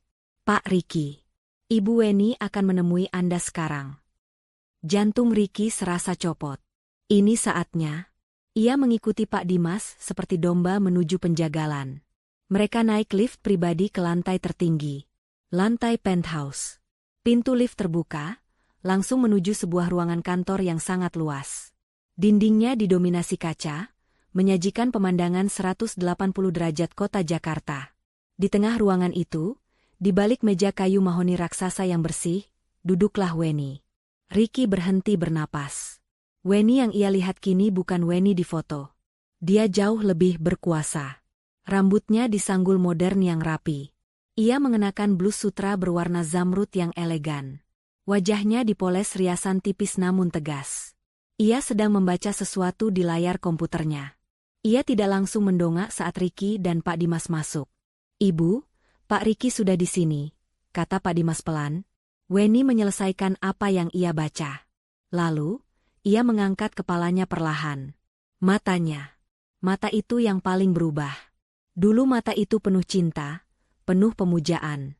Kini, mata itu dingin, tenang, dan tajam seperti mata elang. Tidak ada cinta, tidak ada benci. Hanya kalkulasi. Silakan duduk, Pak Ricky, kata Weni. Suaranya datar. Bukan, Mas Ricky. Tapi, Pak Ricky. Ricky duduk di kursi kaku di depan meja Weni. Ia merasa seperti terdakwa. Pak Dimas berdiri diam di sudut ruangan. Saya sudah meninjau berkas permohonan Anda. Weni memulai, suaranya tenang, seolah sedang membahas laporan cuaca. Ia mengambil map Ricky yang tadi diserahkannya. Diagnosis NMOS dari Dokter Bayu, valid. Progresif. Kebutuhan dana 3 miliar, kami sudah verifikasi ke rumah sakit di Singapura. Angkanya akurat. Weni membuka lembar berikutnya. Dan rincian utang Anda. Total pukul 25 miliar. Sangat impresif. Anda berhasil menghabiskan uang sebanyak itu hanya dalam 1 tahun. Wajah Ricky memerah karena malu. Weni. Ricky tidak tahan lagi. Ia harus memohon. Wen aku minta maaf. Aku tahu aku salah. Aku buta, Wen aku sombong aku. Weni mengangkat tangannya sedikit, telapak tangannya menghadap Ricky. Sebuah gestur kecil, namun memiliki kekuatan luar biasa untuk membungkam Ricky seketika. "Pak Ricky," katanya, nadanya masih datar, "saya tidak tertarik dengan permintaan maaf Anda. Itu urusan personal Anda, dan tidak ada nilainya dalam proposal bisnis ini." "Bisnis?" Ricky ternganga. "Tentu saja. Yayasan ini adalah entitas legal. 3 miliar rupiah adalah investasi yang sangat besar untuk menyelamatkan satu nyawa. Tim saya harus meninjau, apakah aset yang akan diselamatkan ini sepadan dengan biayanya." Ricky merasa seperti ditusuk. "Aset? Kamu anggap aku aset?" "Tentu saja. Anda seorang dokter bedah terlatih. Anda punya keahlian. Sayang sekali jika harus dibuang begitu saja menjadi buta atau lumpuh." Weni menatapnya tajam. "Tapi, Anda juga punya rekam jejak yang sangat buruk dalam mengelola investasi yang diberikan orang lain kepada Anda." Kalimat itu menohok Ricky tepat di jantung. Weni merujuk pada 5 tahun biaya kuliahnya. Ricky menunduk. Ia kalah telak. "Lalu apa keputusanmu, Wen? Kamu akan menolakku?" Weni bersandar di kursinya. Ia menatap Ricky lama. Keheningan di ruangan itu terasa begitu berat. "Tidak. Permohonan Anda disetujui." Napas Ricky terlepas. Air mata lega nyaris tumpah. "Weni, terima kasih. Terima kasih. Aku janji aku akan." "Saya belum selesai," potong Weni, suaranya masih sedingin es. "Yayasan akan menanggung penuh biaya 3 miliar untuk operasi Anda di Singapura." "Terima kasih, Tuhan. Terima kasih, Wen." Dan, Weni melanjutkan, seolah Ricky tidak berbicara, yayasan juga akan mengambil alih seluruh utang konsumtif Anda yang pukul 25 miliar itu. Ricky ternganga. "Apa? Weni, kamu akan bayar utang mobilku? Apartemenku?" "Benar. Saya tidak mau aset. Saya diganggu oleh debt collector saat sedang dalam masa pemulihan." Ricky tidak percaya ini. Ini lebih dari yang ia harapkan. "Weni, aku tidak tahu harus bilang apa." "Jangan bilang apa-apa. Karena ini bukan hadiah," kata Weni. "Ini bukan sedekah. Ini bukan belas kasihan." Weni berdiri dari kursinya. Ia berjalan ke arah jendela kaca besar, memandang kota di bawahnya. "Ini adalah beasiswa terikat. Kontrak kerja." Ricky menegang. "Kontrak kerja?" Weni berbalik. Matanya menatap Ricky lurus-lurus. Tatapan yang sama sekali tidak menyimpan cinta, hanya bisnis murni. "Yayasan Weni akan menginvestasikan total pukul 55 miliar rupiah untuk Anda. Setelah Anda pulih total, dan Anda akan pulih, Anda bukan lagi Dr. Ricky Pratama yang angkuh dan bebas. Anda adalah aset milik The Weni Foundation." Ricky menatap Weni dengan pandangan tidak percaya. "Aset milik yayasan?" "Tepat sekali." Weni kembali duduk di kursinya, seolah baru saja menutup kesepakatan bisnis yang normal. Ia memberi isyarat pada Pak Dimas. Pak Dimas melangkah maju, membawa sebuah map kulit tebal berwarna hitam, dan meletakkannya di meja depan Ricky. "Silakan dibaca, Pak Ricky," kata Pak Dimas. "Itu kontrak kerja Anda." Tangan Ricky yang gemetar membuka map itu. Di dalamnya, bukan hanya satu lembar, tapi puluhan lembar kertas perjanjian legal yang padat. Perjanjian pengalihan utang dan kontrak pengabdian. Weni mulai menjelaskan, suaranya datar dan tanpa emosi, seperti membacakan laporan keuangan. 1. Yayasan akan melunasi seluruh utang Anda, pukul 55 miliar rupiah, dalam 1x24 jam. 3 miliar untuk biaya operasi Anda, pukul 25 miliar untuk melunasi KPR, KKB, dan semua kartu kredit Anda. Ricky menelan ludah. 2. Seluruh aset yang terkait dengan utang tersebut, apartemen di Puncak Jaya dan mobil BMW seri 3 Anda, akan disita oleh yayasan sebagai jaminan kolateral. Tim Pak Dimas akan mengurus pengosongannya besok pagi. Anda dan ibu Anda punya waktu malam ini untuk berkemas. Mata Ricky terbelalak. Disita? Tapi, aku akan tinggal di mana? 3. Yayasan akan menyediakan akomodasi dasar untuk Anda selama masa kontrak. Sebuah kamar di asrama staf klinik kami. 4. Kontrak ini bersifat mengikat. Anda akan mengabdikan diri sebagai dokter di bawah naungan The Weni Foundation. Mengingat total investasi yayasan pada Anda adalah pukul 55 miliar, dan gaji standar dokter di klinik kami adalah 15 juta per bulan, maka Weni mengambil kalkulator di mejanya, menekankannya dengan pelan. Anda terikat kontrak pengabdian penuh dengan kami selama 28 tahun. 28 tahun. Ricky merasa lemas. Itu adalah hukuman seumur hidup. Kecuali, lanjut Weni, seolah membaca pikirannya, jika Anda bekerja dengan sangat baik.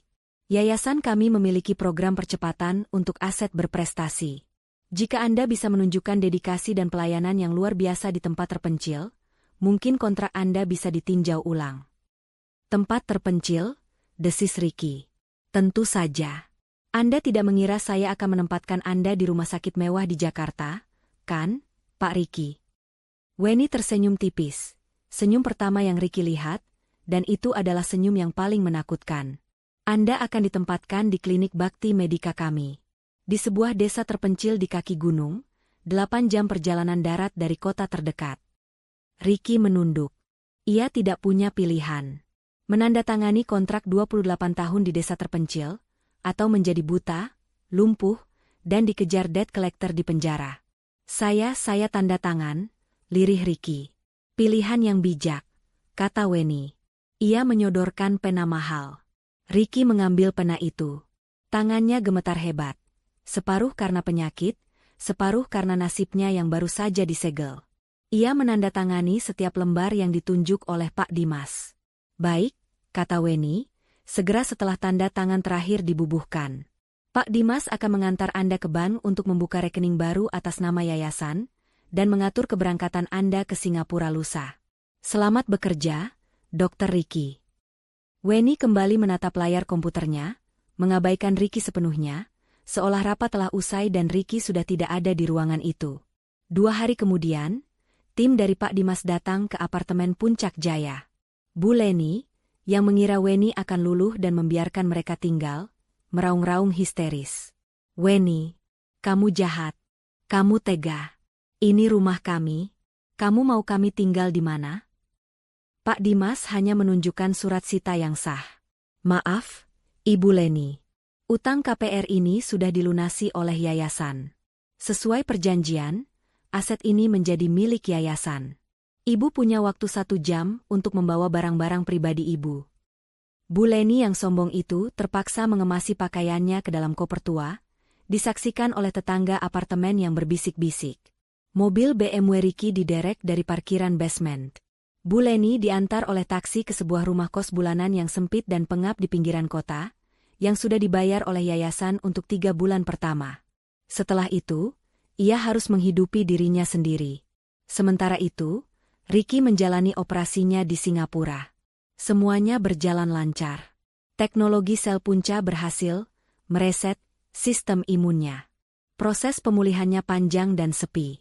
Tidak ada Bu Leni yang mendampingi, tidak ada kolega yang menjenguk. Hanya ada perawat yang dibayar oleh yayasan. 2 bulan kemudian, Ricky kembali ke Indonesia. Ia sudah pulih total. Tangannya tidak lagi gemetar. Pandangannya kembali jernih. Tapi ia bukan lagi orang yang bebas. Ia dijemput di bandara oleh staf yayasan, diberi seragam, kemeja batik sederhana dengan logo The Weni Foundation, dan langsung diantar ke terminal bus antar kota. 8 jam perjalanan di bus ekonomi yang panas, dilanjutkan 2 jam perjalanan dengan ojek di jalanan berbatu, akhirnya ia tiba di klinik bakti medika. Sebuah bangunan sederhana bercat putih di tengah desa yang dikelilingi sawah. Tidak ada AC, hanya kipas angin. Tidak ada alat canggih, hanya stetoskop, tensimeter, dan obat-obatan dasar. Ricky, mantan dokter bedah primadona, kini harus menangani pasien batuk pilek, diare, dan ibu-ibu melahirkan dengan peralatan seadanya. Awalnya ia marah, benci, dan merasa terhina. Namun, ia tidak punya pilihan. Setiap hari ia bekerja di bawah pengawasan kepala klinik yang tegas. Di Jakarta, Bu Leni menderita. Uang 3 bulan habis. Ia terpaksa menjual tas-tas KW-nya.